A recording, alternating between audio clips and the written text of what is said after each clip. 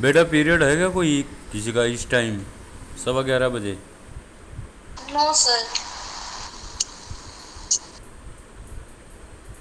चलिए कुछ second wait कर लो, अगर कोई आता है ठीक है, नहीं तो मैं आपको 2-4 इंस्ट्रक्शन दे देता हूँ चैप्टर के बारे में।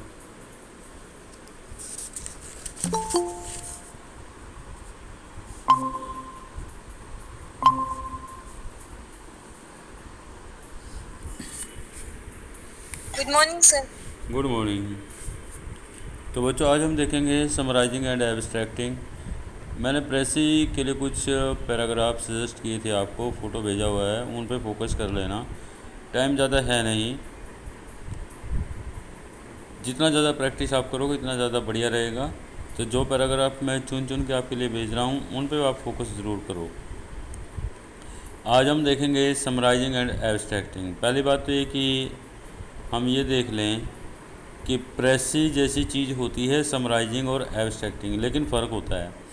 प्रेसी हम कई साल से करते आ रहे हैं। प्रेसी में क्या खास बात होती है बच्चों? प्रेसी बहुत ही प्रेसाइज होता है। जैसे प्रेसी में ये स्पेलिंग जो आती है ना, PRECISE, ये एक वर्ड इंग्लिश में बनता है। प्रेसी अपने आप में एक फ्रेंच वर्ड है, जबकि प्रेसाइज अपने आप में एक इंग्लिश वर्ड है। दोनों में मीनिंग एक जैसा है। अगर आप ध्यान दोगे, जो इंग्लिश वर्ड प्रेसाइज होता है, प्रेसाइज का अभिप्राय होता है बिल्कुल एकदम सही, सटीक, ठीक। और प्रेसी एक फ्रेंच वर्ड है जिसका मतलब होता है छोटा करके प्रस्तुत करना। यानी कि हम एक ऐसी चीज़ को जो कि बड़ी हो उसको उसको एक ऐसा छोटा रूप दे के प्रस्तुत करने जा रहे हैं जो बिल्कुल एकदम सटीक हो। अब आइए समराइजिंग पे और एब्स्ट्रैक्टिंग पे। पहली बात तो ये कि समरी और प्रेसी का फ़र्क समझ लो आप। समरी प्रेसी से थोड़ी भिन्न होती है बच्चों।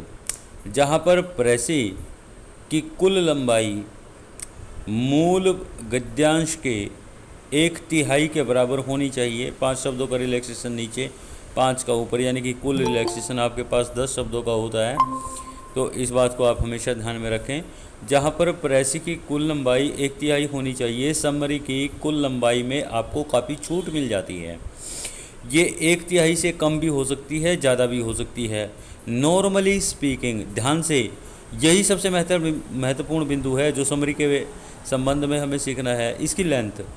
Normally in ordinary circumstances, summary की लंबाई जो गद्यांश दिया गया है उसकी लंबाई का 1/2 हो सकता है या होना चाहिए। मतलब आधे शब्द आप छोड़ सकते हो। अगर 200 शब्दों का एक पैराग्राफ आपको दिया गया है तो 100 शब्दों में आप बना सकते हो। हालांकि अगर आप 20 शब्दों में बना के भी रखोगे तो भी समरी सही है, और 150 शब्दों में बना के रखोगे तो भी समरी सही है। समरी का अभिप्राय है छोटा करना। अब कितना छोटा करना? जितना हो सके, जितना आप कर सकते हो। मतलब इस, जहाँ प्रेसी में शब्दों की संख्या एकदम मायने रखती है, यहाँ पर शब्दों की संख्या मायने बस इसी आधार पर रखती है कि आपको जो मूल गद्यांश दिया गया है उससे ज़्यादा शब्द नहीं लेने हैं। उसमें से 2 शब्द कम करके भी आप लिख दोगे ना तो भी समरी ठीक है आपकी। मोटा अंदाज़ा मैंने आपको बता दिया कि जो नियम फॉलो किया जाता है, जिसका अनुसरण किया जाता है। आपकी समरी की लंबाई मैं फिर से दोहरा रहा हूँ, 1/2 हो सकती है, होनी चाहिए, पर यह 1/3 से कम या ज़्यादा कहीं भी हो सकती है। तो प्रेसी से एक डिफरेंस हमारा आ गया समरी में कि इसकी लंबाई जो है, इसमें इसको लेके हमें एक आज़ादी होती है, जहाँ पर हम इसको सेट कर सकें कर दें।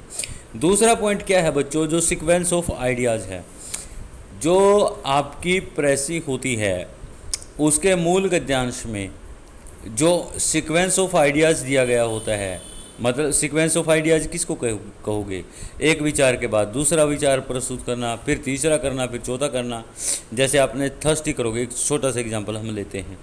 थर्स्टी करो कि एक कहानी आपने याद की हुई है।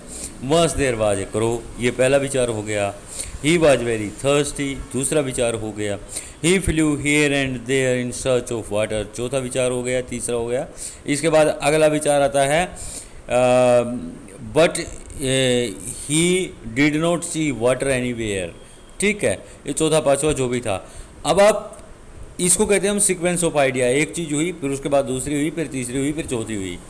प्रेसी में हम सीक्वेंस ऑफ आइडिया रखते हैं बच्चों, लेकिन जब बात समरी की आती है ना, हम जो पांचवी बात है ना कोई की, हम वहाँ से शुरू कर सकते हैं। यानी कि ही did not find any water anywhere, हम यहाँ से शुरू कर सकते हैं। इससे पहले की जो बातें हैं उनको बाद में रख सकते हैं। मतलब जहाँ प्रेसी में जो सीक्वेंस ऑफ आइडियाज़ हैं, जैसे विचार एक के बाद एक दिए गए हैं, उनके सीक्वेंस को हमने बना के रखना है, उसको बिगाड़ना नहीं है। लेकिन समरी को जब हम अटैम्प्ट करते हैं, हम समरी करते हैं किसी पैसेज की, तो सीक्वेंस ऑफ आइडियाज़ हम अपनी आज़ादी से ले सकते हैं। मतलब आप देख रहे हो, दो चीज़ें हमने देखी हैं, हमें आज़ादी है। प्रेसी के मुकाबले में जब हम समरी का प्रश्न करते हैं तो हमें आज़ादी होती है। भाई लेंथ अपनी इच्छा से कम या अधिक कर सकते हैं, राइट। सीक्वेंस ऑफ आइडियाज अपनी इच्छा से आगे पीछे कर सकते हैं। और तीसरा और महत्वपूर्ण बिंदु है बच्चों, जहाँ पर प्रेसी अटेम्प्ट करते हुए एग्जाम्पल्स को छोड़ दिया जाता है। ठीक है, अनइम्पोर्टेंट आइडियाज़ को छोड़ दिया जाता है। वहीं पर जब हम समरी करते हैं तो हम एग्जाम्पल्स रख सकते हैं, रिपीटिशन रख सकते हैं, अनइम्पोर्टेंट आइडियाज़ रख सकते हैं। वहाँ पर कोई ये देखने नहीं जा रहा कि आपने रखा क्या है, छोड़ा क्या है। वहाँ पर बेसिकली आपके शब्दों को ये देखा जाएगा कि मूल गद्यांश से कम है अथवा अधिक हैं, बस। इसके बाद कुछ पैसेजेस पे हमने निशान लगाए, तो 3 नियम आपको बताए गए हैं। एक बार मैं इन सब का निचोड़ आपको बता देता हूँ। पहला जो नियम है, समरी अटैम्प्ट करते हुए लेंथ से रिलेटेड है। हमने इसको प्रेसी के कंपैरिजन में आपको समझाया, आपकी बुक में भी बिल्कुल ऐसे दिया गया है। दीपक की बुक आप पढ़ोगे तो एक तो लेंथ है, लेंथ में आपको आज़ादी है। 1/3 के कम या अधिक आप कर सकते हो, या फिर सीधे सीधे शब्दों में कहें तो मूल गद्यांश की आधे शब्दों की लंबाई को आप बनाए रख सकते हो समरी में। दूसरा है सीक्वेंस ऑफ आइडियाज़ की, जैसे विचार आगे पीछे दिए गए हैं, आप उनमें हेर फेर कर सकते हो जब आप समरी अटैम्प्ट करते हो अपने हिसाब से। जिसको आप इम्पोर्टेंट बनाना चाहें, जिस विचार को इम्पोर्टेंट समझते हो, उसको पहले रखें, बाकियों को बाद में। और तीसरी बात यह है कि एग्जाम्पल और अनइम्पोर्टेंट आइडियाज़ को इसमें बनाए रखा जा सकता है जब हम समरी अटैम्प्ट करते हैं। हमें उसको बहुत छोटा बनाने की ज़रूरत नहीं होती है। इसके बाद आइए कुछ जो पैसेजेज हमने निशान लगाए हैं मैं उनको बता देता हूँ। हालांकि मैंने फ़ोटो डाल के आपके ग्रुप में भेजे हुए हैं। आप सबके पास बुक है, बुक में आप निशान लगा लें इनको देख के। और अगर किसी के पास बुक नहीं भी है तो इनका प्रिंट आउट ले ले बच्चों, जो पैसेज मैंने आपको भेजे हैं इनको आपने तैयार करना है। सबसे महत्वपूर्ण बात है, इनमें जो शब्द आए हैं ना, अपना वोकैबुलरी स्ट्रॉन्ग कीजिए। उन शब्दों के मीनिंग आपको हमेशा आने चाहिए, नहीं तो आप इनकी समरी और एब्स्ट्रैक्ट नहीं बना सकते। हाँ, इससे पहले एब्स्ट्रैक्ट के बारे में आप एक चीज़ देख लो। एब्स्ट्रैक्ट ना बच्चों बिल्कुल प्रेसी जैसा होता है। फ़र्क क्या है? फ़र्क क्या है देखो, एब्स्ट्रैक्ट और प्रेसी में फ़र्क क्या है। प्रेसी किसी भी गद्यांश की जा सकती है, लेकिन एब्स्ट्रैक्ट केवल रिसर्च पेपर में जो पीएचडी करते हैं लोग, जो एमफिल करते हैं लोग, जो रिसर्च पेपर पब्लिश करते हैं, एब्स्ट्रैक्ट केवल रिसर्च पेपर के संबंध में प्रयोग किया जाता है, बस ये फ़र्क है। और एब्स्ट्रैक्ट जितना छोटा हो, एब्स्ट्रैक्ट 2 पंक्तियों का भी हो सकता है, 3 पंक्तियों का भी हो सकता है। जितना छोटा हो उतना छोटा करना चाहिए। और जैसे हम रेफरेंस एंड कॉन्टेक्स्ट का सवाल करते हैं बच्चों, तो रेफरेंस के सवाल में जब हम रेफरेंस एंड कॉन्टेक्स्ट लिखते हैं तो उसमें 2 पंक्तियां हम लिखते हैं थीम पे। जो पूरी कविता का या पूरे पाठ का जो थीम होता है, वो थीम हमने कैप्चर करना होता है एब्स्ट्रैक्ट में। हमने इसमें लाइन टू लाइन नहीं देखना होता है क्या इंपॉर्टेंट आइडिया दिए गए हैं, क्या नहीं दिए गए हैं। हमने केवल यहाँ थीम पे फोकस करना होता है। जो थीम है वही एब्स्ट्रैक्ट है। इसलिए एब्स्ट्रैक्ट एक, दो या तीन पंक्तियों से ज़्यादा नहीं होना चाहिए। अब आइए जो निशान हमने लगाए हैं एक बार। पैसेज नंबर फर्स्ट है study of marks and Lenin, एक बार रिकाउंट करा देता हूँ मैं आपको। पैसेज नंबर 2 है instead of standing as a great example. Passage number 3 है what could we do. Passage number 5 है a parallelism exist between America and India. Passage number 7 है understanding is not something. Passage number 8 है culture is not mere learning. और passage number 10 है there are so many lessons. Next passage number 12 है young people should be late to realize. इसके बाद passage number 15 है all snakes are hunters and predators. इसके बाद passage number 19 है buying things today is so simple. Passage number 21 है with the invention of television. Passage number 22 है we are bombarded by many advertisements every day. Passage number 23 है the means of transportation. 25 है the food habits of birds make them specially valuable. Passage number 28 है stamp is to many people just a slip of paper.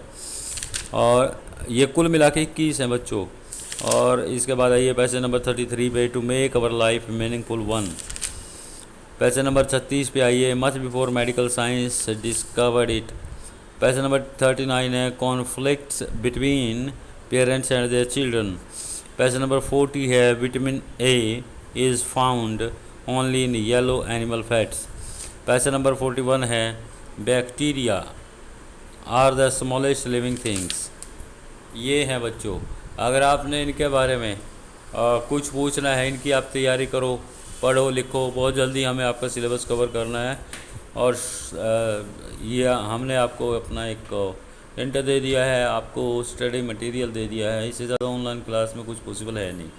21 के 21 अगर passages को हम group में explain करेंगे तो 21 पीरियड तो गए इसमें समझो, तब तक हमारे पेपर आ जाएंगे। तो आप इनकी प्रैक्टिस करो, 4 पैसेज रोज़ के करो, 5 करो, जितने करना चाहो करो। और अगर आपको कुछ पूछना है तो आप मैसेज कर सकते हो, कॉल कर सकते हो। अगर कुछ अभी के लिए पूछना है तो अभी पूछ लो। किसी की कुछ समझ में नहीं आया, कहाँ से क्या करा दिया जी, तो अभी पूछ लो। आप 5 बच्चे हो, आप पूछ लो अगर कुछ पूछना है तो।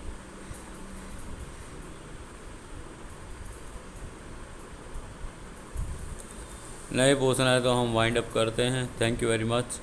कल किसी दूसरे टॉपिक पे बात करेंगे। इसको तैयार करो आप, समरी एंड एब्स्ट्रैक्ट।